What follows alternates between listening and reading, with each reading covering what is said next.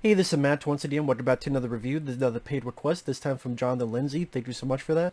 And for those interested in requesting pretty much any type of videos, topics, reactions, commentaries, rankings, re-reviews, whatever it may be, you feel free to send it either directly to my PayPal or join my Patreon.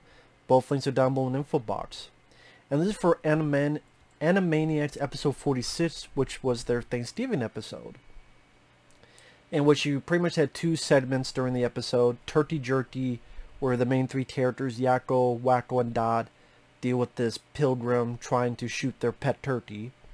And the second one was kind of a cute little bluebird story, which I'll get to.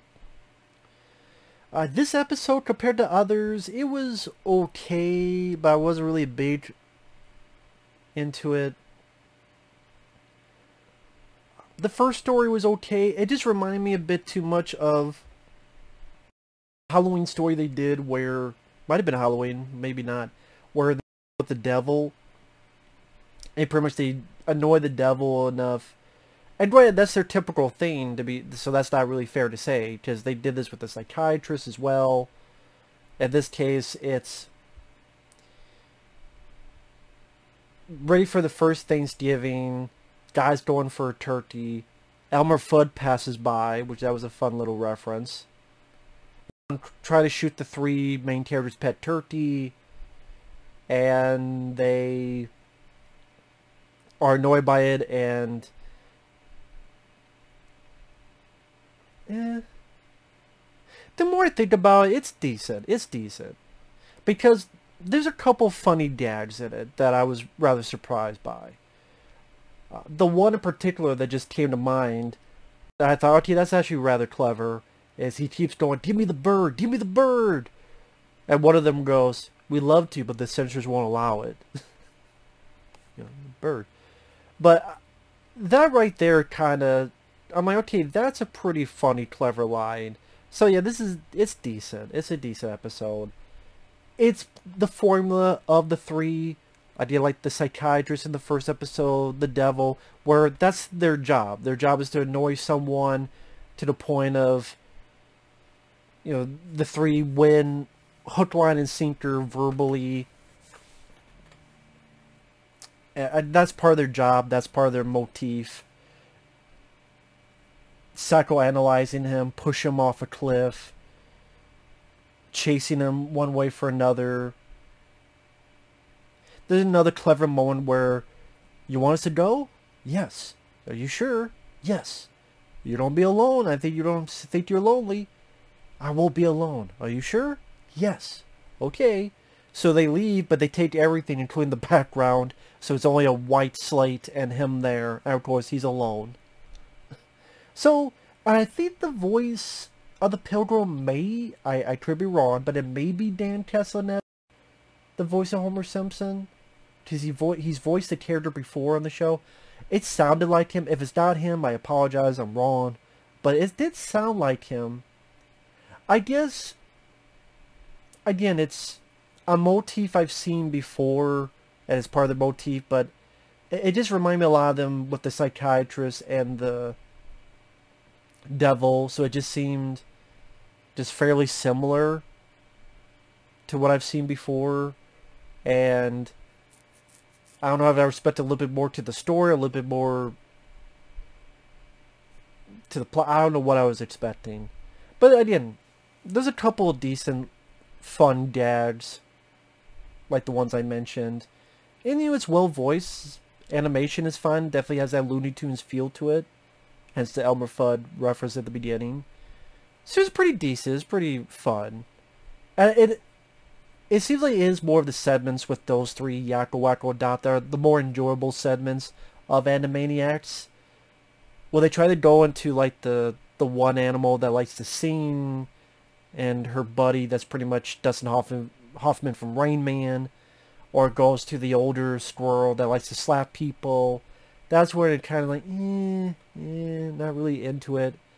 But it was fast-paced. It was still fun enough.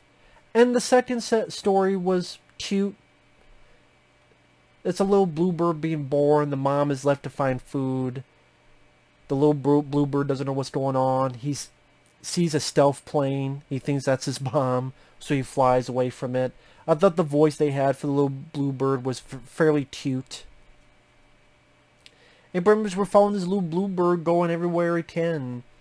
And again, I think the voice they have made it very cute. So what it said, tried to do, like when it drops some bombs.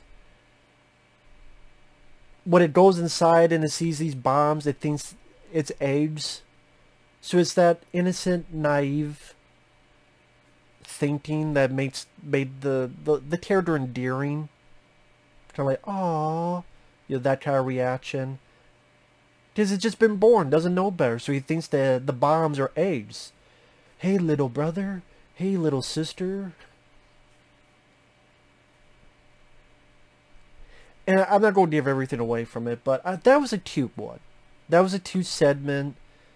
Ends on a heartwarming, cute moment. I thought it also interesting that the mom doesn't... We don't hear... When she speaks like a bird. And when we hear our main character speaks like us. I thought that was an interesting decision that made it, in a weird way, more endearing as well. I don't know why. And then trying to take care of its own little brother and sister. I thought the design on the birds, not only of the little blue bird, but then its younger brother and sister, or sister, I forget what, its other siblings. It's a different design, but the whole thing was cute. Very cute, very simple, very straightforward. I enjoyed that one as well.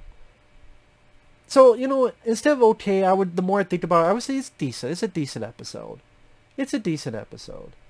Because like I said, you get a couple fun lines and gags, and I'm still surprised at some of the humor they get away with those main three.